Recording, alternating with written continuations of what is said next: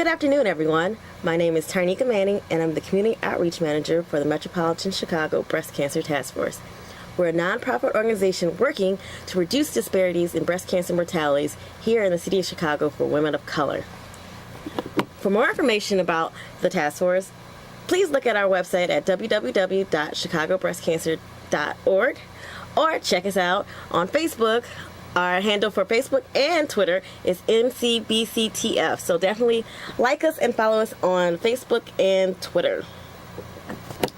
You are watching a live call-in television program brought to you on cable channel CanTV 21 and online at cantv.org/hotline. During our show, we discuss various health issues that affect women of color. I invite you to call in if you have any questions. The number here is 312-738-1060. Our phone lines are open. So today, our guest is Denise Scarpelli, who is the Market Pharmacy Director for Walgreens. Correct, right? Yes, you're correct. All right, she is going to tell us all about the community health initiatives that Walgreens has going on across Chicago.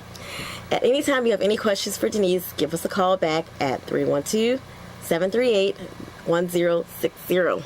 So welcome. Thank you. Thank you for having me today. Thank you for being here. Thank you. All right, so can you tell us a little bit about your role at Walgreens? Sure. So my title is Market Pharmacy Director, and I'm a pharmacist by trade, but actually my role is I oversee the Walgreens in the Chicagoland area and also Northwest Indiana. So more on an operation role. But the other half of my job is I spend connecting with different healthcare providers within the Chicagoland area. So that could be hospitals, physicians, federally qualified health centers. It could be non-for-profit, but anything healthcare related that we want to make sure that our pharmacists have a voice at the table, and we're partnering with different healthcare providers in the communities that we serve.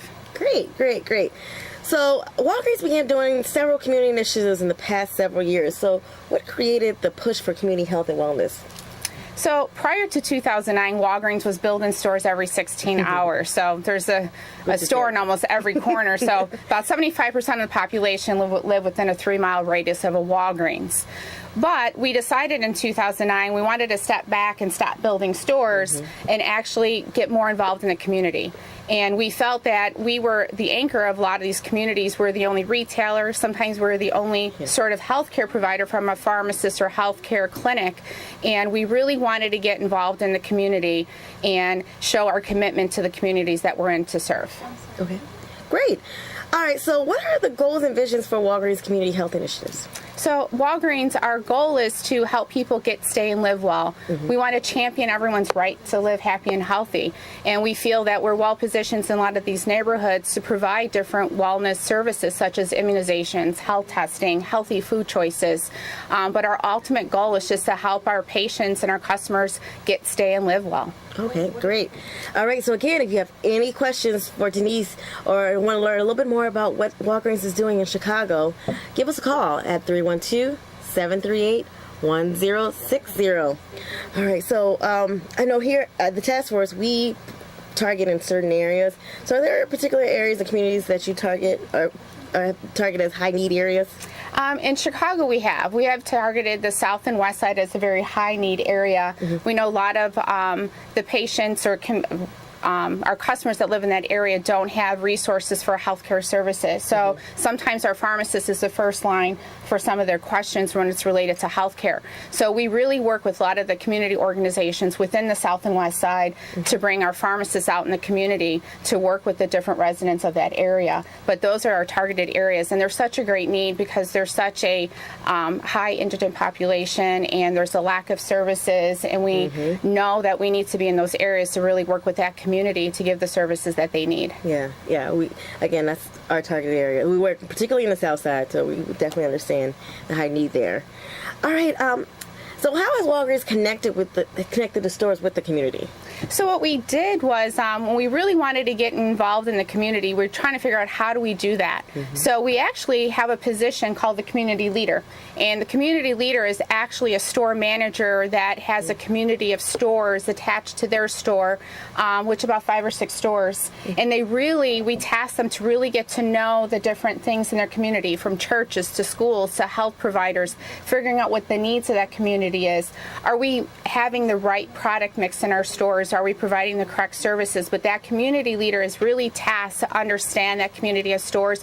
What are the different things in that community that we need to do, and be involved with it? And they're tasked to do walkathons and health fairs and provide, maybe go clean up a park or paint a school. Yeah. So they're really tasked to understand that community. And we've been doing this for now about 6 years. So a lot of we have in the Chicagoland area, we have about 42 community leaders that do this every day. That's great. So if you have a Walgreens in your neighborhood, go look for your community leader and connect. Yes, yes. All right. So has the stores changed based on the community needs? Yes, they have. So, as we started to get involved in the community, we realized a lot of times our stores were very cookie cutter, same products, didn't matter the neighborhood. And Chicago is very an ethnic area. Yes. And so we have tailored our stores for product mix based on maybe there's a certain healthcare product they want us to carry or a food product. But the other thing we also have done, we've noticed some areas that don't have enough primary care physicians. So we've added healthcare clinics in there staffed by a family nurse practitioner. We've also redesigned the layout of our pharmacy, and our pharmacist is actually on the outside of the pharmacy to interact with the patient's needs, because we did focus groups and patients said that I want to talk to the pharmacist, but they're so busy on the phone and filling prescriptions, I don't want to bother them. So we've removed our pharmacists from that area, and they're actually on the outside and actually engaging with patients and being able to do immunizations and health testing and consultation. And one other thing we did in some of these areas, we've added a community room. So we realized there was a lack of resources in some of the areas, and it could hold up to 20 patients, and we hold different presentations on different health and wellness things. We offered up to partners in the community to use the room to have patients come in and come to a health education session. So we have looked at different needs in our communities and have changed the landscape of our stores. That's very interesting. I didn't know about the community room. We would definitely like to know more about that. Sure. All right. If you have any questions for Denise or want to learn a little bit more about what Walgreens is doing in your community, give us a call at 312-738-1060. All right, so you mentioned the Walgreens Take Care Clinic. So what services can a person receive at the Take Care Clinic? So when we first had the healthcare clinics come out, it was basically acute type illnesses. So eye infections, ear infections, upper respiratory infection, flu-like symptoms, immunizations, back to school physicals. But about 40% of patients that come into our clinics do not have a primary care physician. And we were diagnosing so many patients with diabetes, high blood pressure, asthma, that we have started some chronic disease state management. And so at least to get a patient started on a blood pressure medication or diabetes medication, but then to connect them to care from there. But there were so many patients that we weren't able to treat because we were just focused on acute. And with the Affordable Care Act, we realized that we have to do some sort of primary care, because in a lot of these neighborhoods there isn't a lot of primary care services, and we were turning them away, and a lot of these patients were ending up in the emergency room, which actually was increasing the cost of health care. So we do both preventative services, acute and chronic disease state management in the healthcare clinics. Great. So if someone comes in, they have very high blood pressure, do you usually refer them to a primary care physician, or how does that work? We do both. So if a patient walks in, depending on how high their blood pressure is, sometimes we call an ambulance and have them go to the emergency room, because we don't want to treat someone that's really off the charts. But if their blood pressure is a little high, we will start them on blood pressure medication. And if they don't have a physician, we will connect them to a primary care physician in the area. So all our nurse practitioners have built a referral base of physicians and hospitals within the area that are taking patients based on a specialty. So we will connect them into care, but we want to get them in treatment, because we're so concerned that if we're referring someone and it's days before they see a physician, we want to at least get them started onto therapy. We just don't want to turn them out into the community without any sort of therapy. Great. And so when they refer to a primary care physician, is it within the neighborhood, or is it just based on the needs? It's actually within the neighborhood. So all our nurse practitioners, just like our store manager and our pharmacists engaged in the community, our nurse practitioners are as well. So they're getting to know the physicians in the area and the hospitals. But some of the neighborhoods don't have a lot of primary care. That is very true. And we do work with some of the federally qualified health centers. So sometimes that is the primary care in those areas. So we refer to there. And someone will call the physician and make an appointment for the patient and get them connected. But we will help that patient find a provider for the services they need, and also based on their insurance. And there's a lot of patients that come in that are uninsured or underinsured, and a lot of physicians don't take all the insurance plans. So we try to help them, connect them to the right provider. That's very, very helpful. I know with the task force, that's one thing that we are really pushing for women, not only to get screened for breast cancer, but just get screened for everything. Get that primary care doctor and get those well visits in so that you don't have to go to the ER for the very expensive bill for ER. So go ahead and get those well visits and get it done. So also go ahead and connect with your Walgreens pharmacist and community leader next time you go into Walgreens.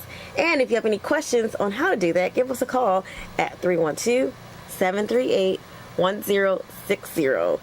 All right, so one thing I know a lot of people in Chicago know about Walgreens is that you guys do immunization, especially for children. All right, so can you tell us about the immunization initiatives here in Chicago? Sure.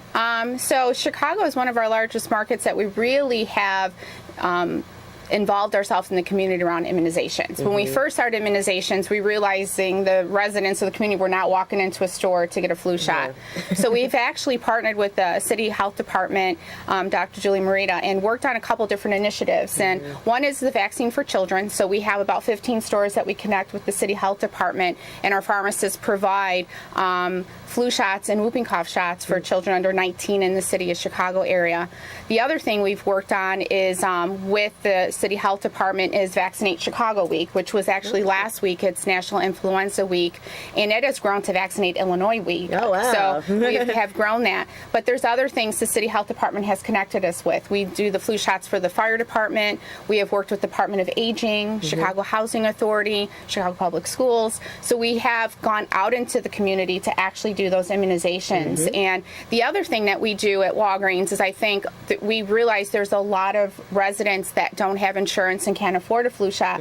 So we work with Health and Human Services, and we provide free flu shots to people who actually qualify that don't have insurance. So I know last year in the city of Chicago we gave about 35,000 free flu shots, and this year we're already at about 25,000 free flu shots. So a lot of those referrals come from the City Health Department, different agencies and non-for-profits that have members that need flu shots, and we'll provide that. And we also go to a lot of the city food pantries on the days when people are coming up to pick up their groceries. We're actually providing free flu shots. So again, people think, oh, Walgreens isn't for the profit, but we are giving back to the community when it comes to flu shots because we want to make sure that everyone is protected against the flu. Yes, and Walgreens actually was at our event in October. Yes, provided several free flu shots for the women that came to not only sign up for free mammograms, but they got a free flu shot too. Yes. So it was a 2-for-1 deal for the women that came out. It was awesome. All right. So I know we talked a little bit about the immunization initiatives in Chicago, but are there any other initiatives you have going on with the children at Chicago Public Schools? So the Chicago Public Schools, we actually work with them on the report card pickup day. So we actually come and do flu shots on that day. So we not only get the children, we get their parents, and we get the teachers. And then also at Chicago Public Schools, we work a lot on back to school initiatives. So we provide whooping cough shots and different, and then our healthcare clinics will also do school physicals for back to school. Oh, great, great. I think we have a caller. Caller, you on the air? Yes, my question is for Denise, the guest. Denise, if anybody would know the answer to this, I guess it would be you. I'm one of those people, I'm aware that when they give shots, often they have to use the 1-inch needle to get into the muscle. And my question is, back when I was in grammar school, the Board of Health came out and we were getting some kind of vaccinations or shots. I can't remember which. There's some kind of a medical device, like a little gun type thing with pressure that they held up to your arm and pull the trigger or something. Again, it was a needleless device, and I know to this day I just take needles. And I'm wondering if you know what the name of the devices I'm talking about, and if they've given any consideration to pick up a couple of those for the people around the city who just might be putting off getting a needed shot or vaccination because they don't like needles. I don't know what that device is called, but I think they used to use that device to give the mumps vaccine or the measles vaccine. There are needleless options for flu shots. So there is the nasal one that's also available that you can get, the flu mist, and I know all the pharmacies carry the flu mist. So that is a needleless way to get a vaccination. And I know a lot of people are afraid of needles, but the new devices that have come out, most of the patients, when they're getting a flu shot, they're like, "You're done already?" I always say, turn your head and look away, and you don't feel it. Right. I know, and I've done that. I still, like I say, something up. needle phobic, is I guess the only way to put Yeah. it. And with that, the mist for the flu, do they also make mist for the other things like the pneumonia vaccines and that, or is that just for flu vaccines? It is just for flu right now, but I am sure all the drug manufacturers are looking for a way to come up with the other vaccinations just like that, especially pneumonia, because that's so important at this time of year also. All right, thank you, caller. It was a great question, and like, you have a very great point. There's a lot of people who pass up getting much needed medical attention because they're afraid of not only needles, just going to the doctor. So this is why it's great for Walgreens to be in the community where they can ask questions and come in and ask your community leader and your pharmacist about getting that needleless flu vaccination. So that's a great question, and thank you for calling. All right. So in addition to the work you've done with young Chicagoans, what has Walgreens done with older adults or the senior population? So the senior population is probably one of our biggest initiatives that we work on. So we've trained all our pharmacists to be able to talk about Medicare Part D. Actually, the first Tuesday of the month, we offered senior discount in all our stores. And during open enrollment for Medicare Part D, we really had our pharmacists go out there and talk to the seniors to make sure that they're making the right option when it comes to a Medicare Part D plan. We work with a lot of the city agencies on aging. We work with different organizations throughout the city of Chicago and go out to the seniors. Instead of having them come to our stores, we actually go and our pharmacists do presentations on different things. But we really are involved in that senior population because the population is getting older. And we know a lot of seniors are very confused when it comes to their health care options. So we just made sure our pharmacists are trained very well to be able to help them. And the other thing, too, is seniors are very cost conscious because some of their Medicare Part D plans can get them in that donut hole very quickly. So our pharmacists will work with the seniors to make sure they're on the most cost-effective therapy. You know, sometimes the doctor will put them on an expensive drug and not realize that it's pushing them into that donut hole very fast. So our pharmacists will call the doctor and ask for an alternative because we want to make sure that that senior has the right coverage throughout their whole year, because there are so many seniors that hit that donut hole and then they're not taking their medicine and then their disease state gets worse. So we've really have spent a lot of time with our pharmacists to be able to help those seniors with their drug therapy management. That's great. And if you are close to Walgreens and you have questions about your prescription and drugs, definitely reach out to your pharmacist at Walgreens and ask questions. Make sure you are knowledgeable and make great health decisions. Yes. But if you have any questions now, you can give us a call at 312-738-1060. All right, so I know Walgreens has identified churches as a hub for many communities. Can you tell us about the partnerships you created with some of the largest churches here in Chicago? Sure. So when we really started getting involved in a lot of the communities in the Chicagoland area, we realized on the south side, the hub of those neighborhoods are the churches. And we really realized to get involved in the community, we needed to get involved in the church. So about 6 years ago, Walgreens started a program called the First Lady Health Day. And that is actually the last Sunday of September every year. And we work with all the mega churches and the First Ladies to actually create a health day. And our pharmacists will come out and do immunizations and blood pressure, but we also reach out to all our healthcare partners and ask them to come and provide services such as diabetes screening, HIV. We gave out mammogram vouchers the last couple of years, but we work with all our community healthcare partners to go to these churches. And when it first started out, we had maybe 10 or 20 churches, but this past year we had 65 churches that were involved. And we know as we continue to grow this, we're going to have to add on another Sunday because from a resource standpoint, there's not enough resources to have that many churches covered in that one day. Month of health. Yes. but again, we've continued to grow it every year. And then not only that day, then we continue to work with those churches throughout the year for any health fairs they have, or maybe they want a pharmacist to come in to give a topic on a disease state. But there's a lot of things that we've done around the churches. But as we get to know the communities, every community works much differently. But we realize on the south side of Chicago that you really need to be involved with the churches to understand that community. Very true. We work very closely with the churches, and we actually participated in a First Ladies Day of Health at Trinity. Okay. But I know there's a number of churches that are participating. Do you know any of? So some of them, I know we were at Salem, Rock of Ages, Trinity, Christ Tabernacle in Austin, and there's a laundry list of churches that we're involved in. I know this year we expanded to Gary, Indiana, and what we did was 13 churches, but we did it in a convention center. So we brought everyone together so we can actually maximize on the resources for that. I know a lot of people are wondering if their church is on that list, so definitely check out there's a website for First Ladies Day of Health. So definitely Google it and look it up and then see if your church is on there. If not, make sure your church gets involved for the next year, for 2015. Yes, every year we're always looking for more churches to get involved, and I think we decided starting next year we might even add another day just so that we can take on more churches. All right. So diabetes is a huge problem in the low-income and minority communities, particularly here in Chicago. What is Walgreens doing to reduce diabetes? So we realize that diabetes is almost an epidemic in some of the neighborhoods in Chicago. We've worked with a lot of different partners, and we know in some of those neighborhoods 50% or greater are diabetic.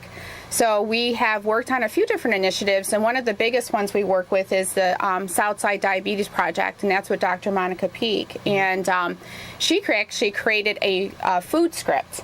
So her thought was that if we write for a patient to eat healthy, that they will come in and present that prescription to a pharmacist, and a pharmacist will help that patient with their eating habits. So we work through some federally qualified health centers. There's about, I think, 7 of them that actually pass out the food scripts.